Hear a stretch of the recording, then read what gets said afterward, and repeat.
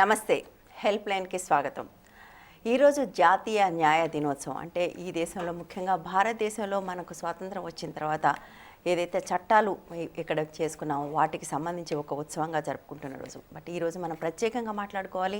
ఈ దేశంలో ఎన్నో చట్టాలు వచ్చాయి, అందులో మహిళల కోసం కూడా మరికొన్ని చట్టాలు వచ్చాయి. బట్ ఎన్ని చట్టాలు వచ్చినా మహిళలకు ఇప్పటికీ కూడా న్యాయం అందని ద్రాక్ష పండుగానే ఎందుకు మిగిలిపోతుంది అనే ఒక ప్రశ్న మాత్రం ఇంకా మన మీద వేలాడుతూనే ఉంది. దీని గురించి మాట్లాడుకోవడం కోసం ఇవాళ స్టూడియోలో ఉన్నారు మనతో రత్న, సామాజిక కార్యకర్త. రత్న గారు, నిజానికి మనకు రెండు వైరుధ్యాలు కనపడుతుంటాయి సొసైటీలో. స్త్రీలకు అన్ని చట్టాలు స్త్రీలకేనా అనే మాట మనం చాలా తరచుగా వింటూ ఉంటాం. ఏ కొత్త చట్టం స్త్రీల కోసం వచ్చినా కూడా ఇప్పటికే ఎన్ని ఉన్నాయి, ఎన్ని చట్టాలు ఇంకా ఇవన్నీ మిస్యూజ్ అవుతున్నాయని ఒక మాట వింటుంటాం. బట్ స్త్రీల వైపు నుంచి ఎన్ని చట్టాలున్నా కనీస న్యాయం కూడా జరగటం లేదు అనే ఒక కంప్లైంట్ వింటూ ఉంటాయి. ఎందుకు ఈ వైరుధ్యం ఉందని మీరు అనుకుంటున్నారు? ఇది పూర్తిగా రెండు విరుద్ధమైన వాదనలతో ఉన్నా కూడాను రెండు కూడా వాస్తవాలేనండి. ఎందుకనంటే స్త్రీలకు మనము చాలా చట్టాలని రూపొందించుకుంటున్న క్రమంలో కొంత అంతర్జాతీయ చట్టాలని కూడా వాటిని కూడా అవగాహన చేసుకుంటూ చట్టాల రూపకల్పనకి మనం ముందుకెళ్తూ ఉన్నాం. అంటే ప్రోగ్రెసివ్గా. కానీ సమాజంలో ఉన్నటువంటి భావజాల ధోరణులు మాత్రం ఇప్పటికీ కూడా ఆ స్థాయికి చేరకపోవడం అన్నది ఇక్కడ వచ్చినటువంటి వ్యత్యాసం. ఈ వ్యత్యాసం మధ్యలో ఏంటంటే ఇవాళ భావజాల మార్పులు జరగని సమాజం నుంచి ఉత్పన్నమవుతున్నటువంటి వ్యవస్థలు, అది పోలీసు వ్యవస్థ కావచ్చు, న్యాయ వ్యవస్థ కావచ్చండి, అలాగే వాటికి అండగా ఉంటున్నటువంటి లేదా వాటిని ఏలుకుంటున్నటువంటి రాజకీయ వ్యవస్థలు కావచ్చు. ఈ వ్యవస్థల ప్రభావం అయితే ఈ చట్టాల పరిరక్షణలో కానివ్వండి, వాటిని కరెక్ట్గా అమలుపరిచే విధానాల్లో కానివ్వండి కంప్లీట్ ఇన్వాల్వ్మెంట్ ఉన్నది. అలాగే కాబట్టి అంతర్జాతీయ చట్టాల పరిధిలో మన చట్టాలు అభివృద్ధి చెందాలన్నటువంటి ఆక్రోశం, ఆవేదన కొన్ని అత్యున్నత న్యాయస్థానాలకి, అలాగే వాటిని అప్పీల్ చేసినటువంటి న్యాయాధిపతులకి, అలాగే మహిళా సంఘాలకు భాగస్వామ్య మహిళా సంఘాలకు కూడా ఉన్నది. కానీ నిజానికి సమాజంలో ఆ రకమైనటువంటి ఎవల్యూషన్ అనేది మనకి ఇంకా రాలేకపోవడం వల్ల అసలు ఉన్న చట్టాలనే సరిగా పరిరక్షించుకోలేనటువంటి పరిస్థితి, అలాగే చట్టాల అవగాహనలో కూడా బాగా లోపం ఉన్న పరిస్థితి. ఇప్పుడు వస్తున్న యువతకి చట్టాల అవగాహన చాలా తక్కువ ఉన్నది. సో చట్టాలని ఎలా వాడుకోవాలని, కానీ అసలు ఇది చట్టమా అన్నది విషయం కూడా తెలియకపోవడం ఓ రకంగా దౌర్భాగ్యం.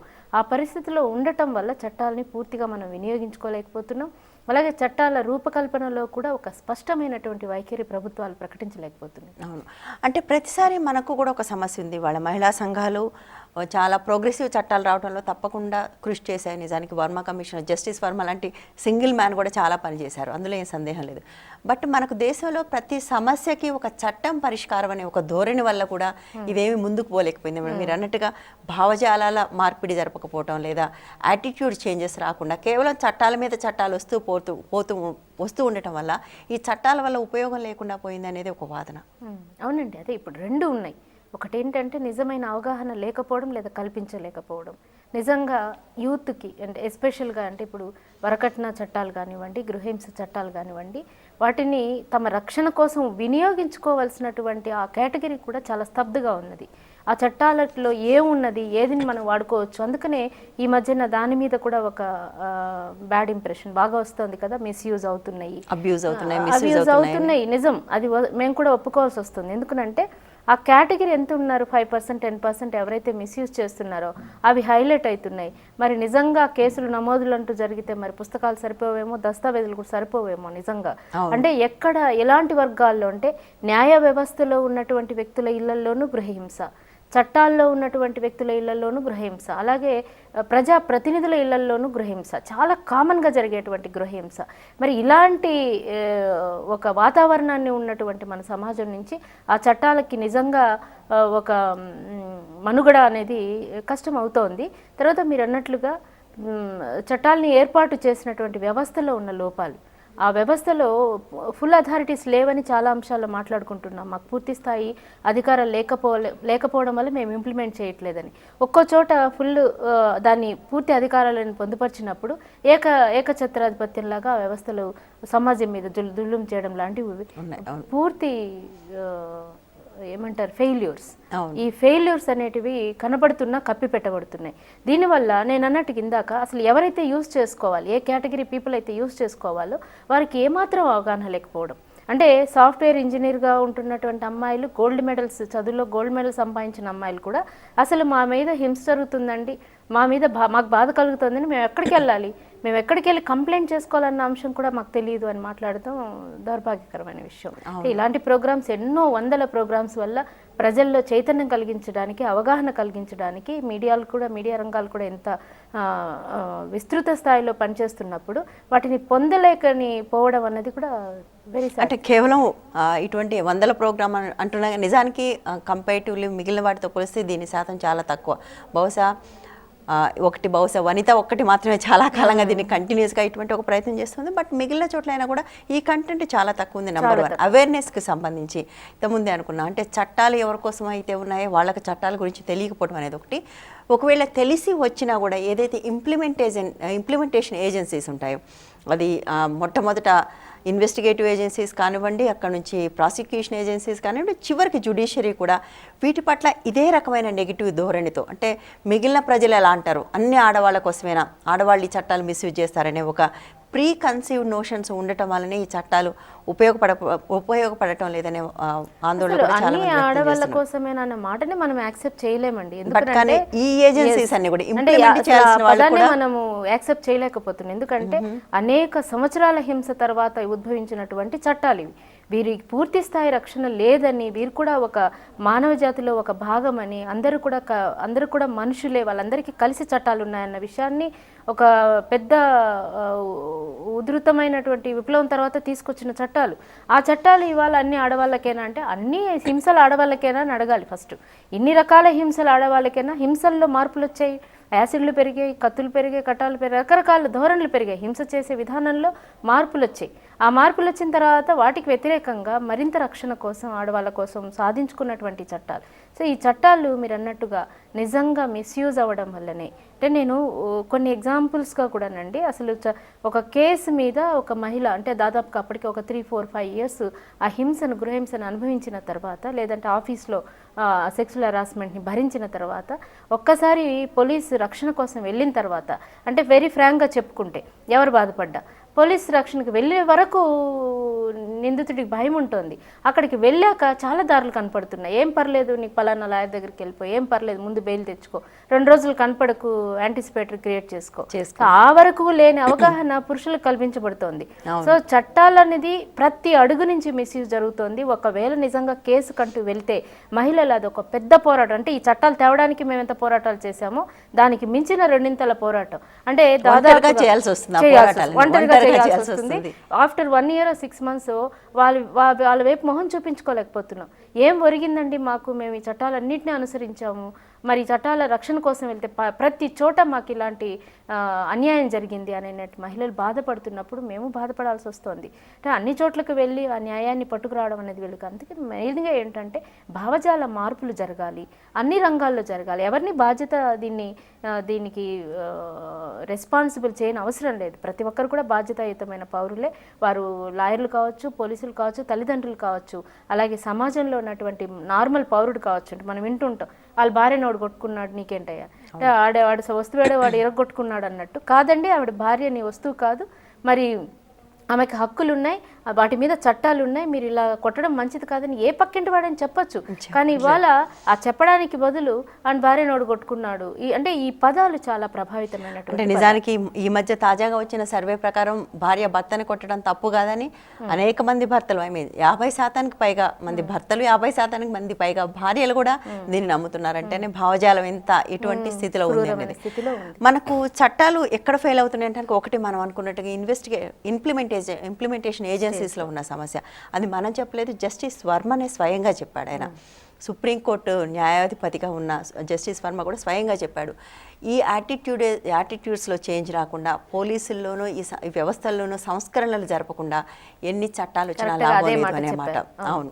సో ఈ సంస్కరణలు జరపడానికి మాత్రం ఇంత చెప్పినప్పటికీ, ఆయన చెప్పగానే 10 ఏళ్ళు జైలు శిక్ష అంటే 20 ఏళ్ళు జైలు శిక్ష అని చట్టం తీసుకొచ్చేశారు. బట్ సంస్కరణల దిశగా ఒక్క అడుగు కూడా ఇంతవరకు ప్రభుత్వం వేయలేదు. సంస్కరణల దిశగా ప్రభుత్వం అడుగులు వేస్తోందండి. షీ క్యాబులు పెడుతోంది, తర్వాత కౌంటర్లు పెడుతోంది, తర్వాత మహిళా పోలీసు యంత్రాంగాన్ని పెడుతోంది. పెడతామని అంటే నియంత్రణ ఎక్కడుందో కూడా ప్రభుత్వానికి ఇవాళకి కూడా స్పష్టత లేదు.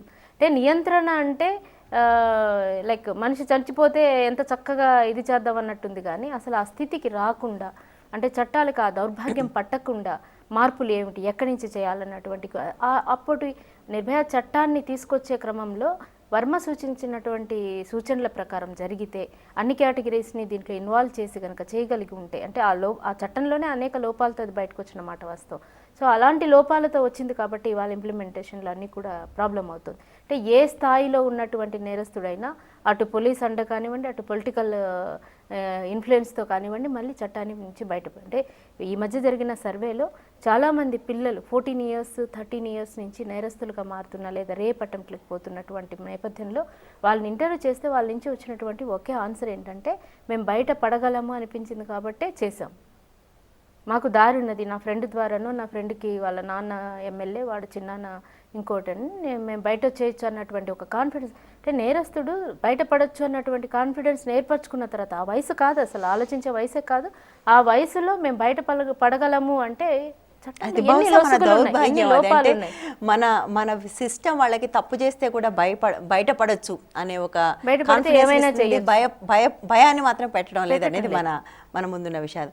నిజానికి చాలా కేసెస్లో ఇన్వెస్టిగేషన్ ఫెయిల్యూర్ వల్లనే ఈ కేసెస్ అన్నింటిలో కూడా శిక్షలు పడట్లేదని, ఎస్పెషల్లీ నిర్భయ తర్వాత రేప్ కేసెస్ విషయంలో జరిగిన సర్వేలో అన్నిట్లోనూ ఇన్వెస్టిగేషన్ ఫెయిల్యూర్ ఉందని. అంటే ఒక అమ్మాయి నాకు ఇలా అన్యాయం జరిగిందని వెళ్ళినప్పుడు, అది క్రిమినల్ కేసు అయినప్పుడు దాన్ని పకడ్బందీగా సాక్ష్యాలు సేకరించి కేసును కట్టడం అంటారు పోలీస్ భాషలో, కట్టాల్సిన బాధ్యత పోలీసుల మీద ఉంటుంది. బట్ ఆ స్థాయిలోనే నీరుగార్చిన తర్వాత మిగిలిన స్థాయిలో నీరుగార్చడం అనేది చాలా తేలిగ్గా జరిగిపోతుంది. సో దీన్ని మార్చకుండా ఇది ముందుకు వెళ్ళటం, ఇంకెన్ని చట్టాలు తెచ్చినా ఏమైనా లాభం ఉందా? నేను ఇప్పుడు మీరు పోలీసు వ్యవస్థలో, అంటే ఒక కేసు ఫైల్ అయినప్పుడు క్రమంలో వారి రిఫ్లెక్షన్ ఎలా ఉంటుంది అంటే, నిజానికి ఆ పోలీస్ అధికారి కూడా మనం చాలా మటుకని చెప్పుకోవాలి, అసలు వైఫ్ని తిట్టడమో కొట్టడమో చాలా కామన్గా ప్రవర్తించే తీరు కలిగిన వ్యక్తులు ఎక్కువ ఉన్నారు. పబ్లిక్గా మా క్లయింట్ తోటి నేను ఇప్పుడు ఇంట్లో కొట్టేసి వచ్చాను, నా భార్య వచ్చి కేసు పెడదా ఏంటి అని కూడా మాట్లాడుతున్నారు. అంతేనా, ఒక దెబ్బ కొడితేనే పోలీస్ స్టేషన్కి వస్తావా అని కూడా అడుగుతున్నారు. అసలు ఇట్లా ఉంటే నువ్వేం కాపురం చేస్తావు? మీరు ఏదైతే ఒక వ్యవస్థని మనము పాయింట్అవుట్ చేస్తున్నాం, ఎక్కడైతే మనకు న్యాయం పక్కడ్బందీగా జరగాలి, ఎందుకంటే ఇన్వెస్టిగేటివ్ ఏజెన్సీ ఖచ్చితమైన సాక్ష్యాధారాలతో ఉంటే తప్ప శిక్ష పడే అవకాశం లేదు. ఆ లొసుగులు మనకు అనేకం ఉన్నాయి. సో అక్కడే ఫెయిల్యూర్ జరుగుతున్నప్పుడు చాలామంది లాయర్లు కూడా, జడ్జిలు కూడా ఆ ఇన్వెస్టిగేషన్ పార్ట్లోనే లొసుగులు ఉన్నాయండి, ఈ కేసుల వల్ల, ఈ నంబర్ల వల్ల మనం ఏం చేయడానికి కూడా లేదు, పూర్తి స్థాయి శిక్షలు పడే యథార్థాలు మాకు తెలిసిపోతూనే ఉన్నాయి, కానీ పూర్తి స్థాయి శిక్ష వేసే అవకాశం కూడా లేదని కూడా బాధపడిన సందర్భాలు ఉన్నాయి. సో ఇన్వెస్టిగేషన్ స్టేజ్లోనే అనేక లోపాలు జరుగుతుందానికి కారణం ఏంటంటే ఆ భావజాలంతో ఉన్నటువంటి యంత్రాంగం అండి. అసలు చెప్పడం కూడా ఓపెన్గా అలాగే చెప్తారు. మనం ఆ రోజే చెప్పాం, నిర్భయ యాక్ట్ తీసుకొచ్చిన రోజే కొన్ని ప్రతిపాదనలు కూడా ఇచ్చింది మహిళా సంఘాలు. రికార్డ్ చేయాలి, లైవ్ రికార్డ్ ఉండాలి, సీసీ కెమెరాలు ఉండాలి, ఫస్ట్ కంప్లైంట్ వచ్చి వాళ్ళు ఏం చెప్తారో, ఫస్ట్ ఇన్వెస్టిగేషన్లో కాదండి, ఫస్ట్ కంప్లైంట్ ఏమి ఇస్తారో దాన్ని రికార్డ్ చేస్తే ఆ తర్వాత వారి వైపున వచ్చిన పోలీస్ లాయర్ కూడా కరెక్ట్గా కేసు కట్టడానికి వీలవుతుందని కూడా ఆ రోజు చెప్పాం. మరి వాటిని ఎందుకు చక్కగా పక్కన పెట్టేశారంటే ఇవి కనపడుతున్న లోపాలు. అవును, ఎందుకంటే ఒకసారి ఒక కంప్లైంట్ ఎవరైనా ఇచ్చిన తర్వాత అంతా విని వాళ్ళకి తోచినట్టుగా రాస్తారు. కంప్లైంట్స్ కూడా ఈ మాట అంటున్నాం, మేము చెప్పామండి అయినా కూడా వాళ్ళు ఇన్క్లూడ్ చేయలేదు అని చెప్తున్నారు. సో రికార్డు అది పెద్ద ప్రశ్న కాదు, సీసీ కెమెరాలు పెట్టి రికార్డ్, ఫస్ట్ కంప్లైంట్ రికార్డ్ చేయొచ్చు, రెండోది వాళ్ళు మళ్ళీ లాయర్తో కూర్చున్నప్పుడు మిస్ అయిన అంశాలను కూడా ఇంక్లూడ్ చేయొచ్చు అన్నటువంటి వెసులుబాటును కూడా కల్పించాలని అడిగాం. ఎందుకంటే నిజంగా చట్టాల పరంగా అటువంటి అవకాశం ఉంటుందని తెలియని ప్రజానికి ఉంది కాబట్టి, సో ఏదాన్ని క్రైమ్ నెంబర్గా తీసుకోవచ్చు అన్న అంశాన్ని కూడా ఇంక్లూడ్ చేసే వెసులుబాటు కల్పించామని అడిగితే అసలు రికార్డింగ్ లేదు. ఇంకొకటి లాయర్లు ఎంతమంది కూర్చుంటారు సెకండ్ స్టేజ్కి వచ్చిన తర్వాత, ఎక్కడైతే ప్రాసిక్యూషన్ ఉందో ప్రాసిక్యూషన్లో కూడా ఇదే యాటిట్యూడ్ ఉంది, ఎగ్జాక్ట్లీ సేమ్ యాటిట్యూడ్ ఉంది. ఆడవాళ్ళ కేసులు అంటే డబ్బులు రావు, ఏముంది అంటే ఎస్పెషల్లీ పోలీస్ వైపు నుంచి వచ్చిన వాటికి. సో వాటిని చాలా తేలిగ్గా తీసుకోవటం, నిర్లక్ష్యంగా తీసుకోవటం, సేమ్ యాటిట్యూడ్తో పనిచేయటం, అంటే ఒక దెబ్బ కొట్టగానే వస్తారు వీళ్ళు అనే ఒక యాటిట్యూడ్తో, లేదా మిస్యూజ్ అవుతుందనే యాటిట్యూడ్తో పనిచేయడం అనేది కూడా రెండో దశలో, బహుశా ఎక్కడన్నా కాస్త కూస్త కేసు గట్టిగా ఉంటే రెండో దశలో నీరు గారిపోతుంది. ఈరోజు మనం హెల్ప్ లైన్లో మాట్లాడుకుంటున్నాం జాతీయ న్యాయ దినోత్సవం సందర్భంగా స్త్రీలకు ఉన్న చట్టాలు, రక్షణలు అవి ఎలా అమలవుతున్నాయి అన్న విషయం. ఇందుకోసం మనతో మాట్లాడటం కోసం ఇప్పుడు భాస్కర్ లక్ష్మి గారు సీనియర్ అడ్వకేట్ కూడా జాయిన్ అయ్యారు. వెల్కమ్ అండి భాస్కర్ లక్ష్మి గారు. ఇప్పటివరకు మాట్లాడుకుంటున్నాం మనం ఈ చట్టాలు ఏవైతే ఉన్నాయో మహిళలకు అనేక చట్టాలు ఉన్నాయి. వరకట్న చట్టం కానివ్వండి, ఆస్తి హక్కు, హింసకు వ్యతిరేకంగా ఉన్న కుటుంబ హింసకు, బయట సెక్షువల్ హరాస్మెంట్కి ఎన్నో చట్టాలు ఉన్నాయి. బట్ ఈ చట్టాలు ఏవి కూడా నిజంగా స్త్రీలకు రక్షణ కల్పించలేకపోతున్నాయి. ఒకటి, జరగకముందు ఒకసారి జరిగిన తర్వాత కూడా న్యాయాన్ని ఇవ్వలేకపోతున్నాయి, ఒక ఫెయిల్యూర్ అయితే ఉంది అనేది అందరూ అభిప్రాయపడుతున్నారు. ఎందుకు జరుగుతుందని మీరు అనుకుంటున్నారు? అంటే ఫెయిల్యూర్ ఉంది అనేది మనం అందరం అనుకుంటున్నా కూడా మీరు ఒక పర్టికులర్ కేసుని తీసుకున్నారనుకోండి, దాంట్లో మీకు ఏమని అనిపిస్తుంది అంటే దీంట్లో న్యాయం జరగలేదు అని. కొంతవరకు ఏమవుతుందంటే మీరు కోర్టుకు వచ్చిన తర్వాత సంగతి కనుక మాట్లాడితే, కోర్టుకు వచ్చిన తర్వాత ప్రొసీజర్ వల్ల కానివ్వండి, ముఖ్యంగా కావలసినటువంటి మంది జడ్జీలు లేకపోవడం అనేటువంటిది కూడా, కోర్ట్స్ ఎస్టాబ్లిష్ అవ్వకపోవడం, దానివల్ల కూడా మనకి పెండెన్సీ ఆఫ్ ద కేసెస్ చాలా ఎక్కువగా ఉంది. దానికి తగినంతగా కోర్ట్స్కి ఎస్టాబ్లిష్ అవ్వడము, ఒకవేళ కోర్ట్స్ ఉన్న ప్రిసైడింగ్ ఆఫీసర్స్ లేకపోవడం, ఈ రకమైనటువంటి సమస్యల వల్ల ఏమవుతూ ఉంటుందంటే మీకు వెంటనే కేసులు డిస్పోజల్ అవ్వకపోయేటప్పటికల్లా మనకి న్యాయం జరగలేదు అనేటువంటి భావన రావడం చాలా సహజం. ఇది మీరు అనేది కోర్టుకు వచ్చిన తర్వాత. ఒక విషయం ఏమిటి అంటే న్యాయం జరగట్లేదు అని అన్నప్పుడు జనరల్గా కోర్టులలో చాలా చక్కగా ఎంతో అప్లికేషన్ ఆఫ్ మైండ్ తోటి స్త్రీలకి న్యాయం చెయ్యాలి అనే ఉద్దేశంతో జనరల్గా కోర్టులంతా కూడా వ్యవహరించడం జరుగుతుందండి. ఆ విషయంలో ఏమీ అనుమానం లేదు. కాబట్టి మనం న్యాయం జరగట్లేదు అంటే ఒకటి కంప్లైంట్ ఇవ్వడానికి వెళ్తాము. మనం మాట్లాడుతున్నది ఇన్వెస్టిగేషన్ దగ్గర మాట్లాడామనుకోండి, కంప్లైంట్ ఇవ్వడానికి వెళ్తాము. వెళ్ళేటప్పటికల్లా అక్కడ సరిగ్గా ఇన్వెస్టిగేషన్ త్వరగా అవ్వకపోయేటప్పటికల్లా మనకి న్యాయం జరగట్లేదు అని అనిపిస్తూ ఉంటుంది. సరే, ఇన్వెస్టిగేషన్ అయ్యి అదంతా అయిన తర్వాత ఇప్పుడు కోర్టుకు వచ్చిన తర్వాత ఇప్పుడు మనం మాట్లాడుకున్నది వీటన్నిటివి జరగట్లేదు అనేటువంటిది నేను అంటే అనుకున్నంత ఎఫెక్టివ్గా మనకి యాక్సెస్ టు జస్టిస్ అనేటువంటిది కూడా ఒక విషయం.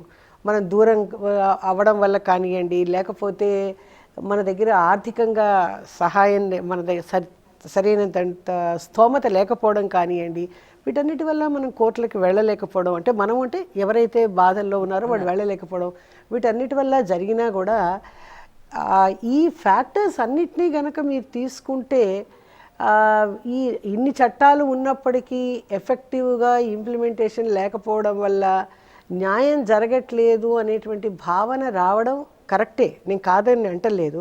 కానీ మనం దాని గురించే కాకుండా కొద్దిగా ముందరికి వెళ్ళి ఎందుకు జరగట్లేదు, ఈ ఎఫెక్టివ్ ఇంప్లిమెంటేషన్ ఎందుకు ఉండట్లేదు, న్యాయం అనుకున్నంతగా ఎందుకు దొరకట్లేదు అనేటువంటి ఆ రకమైనటువంటి కోణంలో పరిశీలిస్తే ఓహో ఇవి ప్రాబ్లమ్స్, దీనికి ఏం చెయ్యాలి అని ఆ రకంగా మనం ఆలోచించామనుకోండి, జరగట్లేదు అని కాకుండా జరుగుతోంది కానీ ఇంకా జరగాలి అని ముందరికి వెళ్ళడానికి మనకి అవకాశం ఉంటుంది. అంటే ఒకటి అసలు ఈ నేరాలు జరగకుండా ఉండాలంటే సమాజంలో యాటిట్యూడ్సే చేంజ్ అవ్వాలి, అది అవటం లేదు. సో నెక్స్ట్ లెవెల్లో మనం న్యాయస్థానాల గురించి మాట్లాడుకుంటున్నాం కనుక, ఒకసారి జరిగిన తర్వాత ఏదైనా ఒక అన్యాయం జరిగిన తర్వాత వస్తే మొట్టమొదట పోలీస్ స్టేషన్కి వెళ్తే, ఇంతకుముందు రత్న గారు చెప్తున్నారు అండ్ అది అందరికీ ఎక్స్పీరియన్స్ కూడా, ఇవాళ ఏదైతే స్త్రీల పట్ల వ్యతిరేక భావనలు మొత్తం సమాజంలో ఉన్నాయో అవన్నీ కూడా ఈ అన్ని ఇన్స్టిట్యూషన్స్లోనూ కూడా అంతే స్ట్రాంగ్గా ఉన్నాయనేది మనం చెప్పింది కదా. జస్టిస్ వర్మ దగ్గర నుంచి అందరూ చెప్తున్నారు. అది పోలీసులు కానివ్వండి, జ్యుడిషియరీ కానివ్వండి, రెండు చోట్ల కూడా అటువంటి భావనలు చాలా ఎక్కువ ఉన్నాయనేది. సో పోలీస్ దగ్గరికి వెళితే ఒక దెబ్బ కొడితేనే వస్తా, నీది కాపురం చేసే లక్షణమేనా అని అడుగుతున్నారు చాలాసార్లు. సో అసలు హింస భరించలేక వచ్చే వాళ్ళే చాలా తక్కువ మంది ఉంటారు. వచ్చిన వాళ్ళని కూడా ఈ ప్రశ్న వేశాక ఇంకా అక్కడే వాళ్ళ పని అయిపోతుంది. వాళ్ళు నిజంగా న్యాయం కోసం పోరాడగలిగే శక్తి వాళ్ళకు ఉంటుందా? అంటే ఇప్పుడు మనం మాట్లాడవలసింది యాటిట్యూడ్ అండి. మనం ఫండమెంటల్గా సొసైటీలో యాటిట్యూడ్ ఏమిటి అంటే, ఆడది అనేటప్పటికల్లా ఒక రకమైనటువంటి తేలిక భావం ఉంది మనకి. సొసైటీలో ఒక తేలిక భావం ఉంది. అది మగవాళ్ళకే కాదు, ఆడవాళ్ళకి కూడా ఆడవాళ్ళ పట్ల ఉంది. ఆడవాళ్ళని కొట్టడం రైట్ అని నమ్మే ఆడవాళ్ళు కూడా 50% పైగా ఉన్నారు. మోస్ట్ ఆఫ్ ద టైం మనం చూస్తున్న ఈ డొమెస్టిక్ వైలెన్స్ దాంట్లో భార్యాభర్తల మధ్య కాకుండా అత్తగారు కూడా ఉన్నారనుకోండి, జరుగుతోంది. ఈ చులకన భావం అనేటువంటిది పోగొట్టడానికి నాకేమనిపిస్తుందంటే, చిన్నప్పటి నుంచి కూడా కుటుంబంలో మనం పిల్లల్ని పెంపకంలో ఆ రకమైనటువంటి భావాల్ని క్రియేట్ చేయాలి. ఆ బాధ్యత తల్లి మీదే కాదు, తండ్రి మీద కూడా ఉంటుంది. అవునండి. తండ్రి కూడా కొడుకులకి ముఖ్యంగా, అంటే ఇది ఆడపిల్లలకి ఎలాగూ ప్రాబ్లం లేదు, కానీ మగపిల్లలకి వచ్చేటప్పటికల్లా ముఖ్యంగా తండ్రులు పిల్లలకి ఏమని చెప్పాలంటే, నాన్న నువ్వు చాలా జాగ్రత్తగా ఆడవాళ్ళ పట్ల వ్యవహరించాలి. ఆడది అంటే నీ అక్కైనా కానీ, నీ తల్లైనా కానీ, ఎవరైనా కానీ, బయటికి వెళ్ళినా కానీ వాళ్ళందరినీ కూడా ఒక రకమైనటువంటి గౌరవంతో నువ్వు గనక treat చూడాలి అని చేసినాడు. చెప్పాలంటే ముందు ఆ తండ్రికి ఆ భావన ఉండాలి. ఉండాలి. అంటే చెబుతున్న క్రమంలో ఓకే రత్న మేడం గారు, మనకు చెప్తున్నట్టు టైం ఈజ్ ఆల్రెడీ చెప్పండి. థ్యాంక్ యూ సో మచ్ మీరు వచ్చినందుకు, అభిప్రాయాలు పంచుకున్నందుకు. ఇద్దరు చెప్పినట్టుగా నిజంగా అంటే ఎన్ని చట్టాలైనా ఉండవచ్చు కాక ముందు ఆ యాటిట్యూడ్స్లో చేంజ్ రాకపోతే, అది సమాజంలో రాకపోతే ఈ అన్యాయం జరగటం మానదు. ఆ సమాజంలో ఉన్న యాటిట్యూడ్ చేంజ్ అవ్వకపోతే ఇన్స్టిట్యూషన్స్లోనూ చేంజ్ అవ్వదు, అప్పుడు కూడా న్యాయం జరిగే అవకాశం లేదు. సో కీస్ యాటిట్యూడ్ చేంజ్, అది సమాజంలో మార్చడం కోసం భాస్కర్ లక్ష్మి గారు అన్నట్టుగా ముందు తండ్రులు మారితే వాళ్ళ పిల్లలు మారుతారు, అన్నలు మారితే చెల్లెలు అందరూ మారుతారు. సో ఇది మనం ఆశిద్దాం. ఇది వాళ్ళ హెల్ప్ లైన్. మళ్ళీ రేపు మరో అంశంతో మళ్ళీ కలుద్దాం. నమస్తే.